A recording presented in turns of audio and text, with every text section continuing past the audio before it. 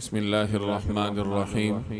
हज़रत अबू सईद खुदरी रज़ी अल्लाह ताला अन्हु की रिवायत का मफ़हूम है कि नबी करीम सल्लल्लाहु अलैहि वसल्लम ने इरशाद फरमाया कि अल्लाह ताला अपने बंदे की तौबा से उस शख्स से ज़्यादा खुश होते हैं जिसकी सवारी जंगल में गुम हो जाए, तलाश करने के बावजूद भी उसको सवारी न मिल सके और आखिर वो मौत के इंतज़ार में मुंह लपेट कर लेट जाए और अचानक उसे अपनी सवारी की आवाज़ सुनाई दे, वो चेहरा खोल कर देखे तो उसकी अपनी ही सवारी हो।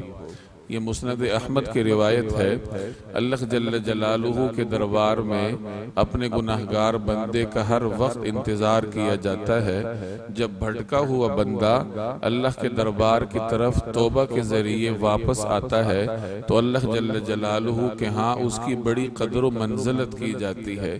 चुनाचे इस चीज़ को नबी करीम सल्लल्लाहु अलैहि वसल्लम ने इस रिवायत में एक मिसाल के ज़रिए समझाया है कि जैसे एक शख्स जंगल में जाए, उसके साथ उसकी सवारी हो, तो जंगल में सहरा में उसकी ज़िंदगी का दारो मदार उस सवारी पर होगा कि वो उस सवारी पर सवार होकर ही वहाँ से निकलेगा, वरना भूख और प्यास से मजबूर होकर जंगल में मर जाएगा।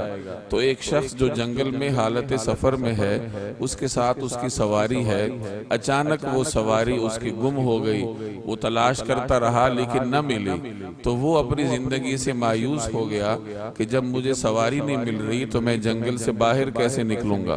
भूख और प्यास से बेताब होकर गोया वो मौत के इंतजार में मुंह लपेट कर लेट गया कि जब मरना ही है तो उसके इंतजार में मैं लेट जाता हूँ।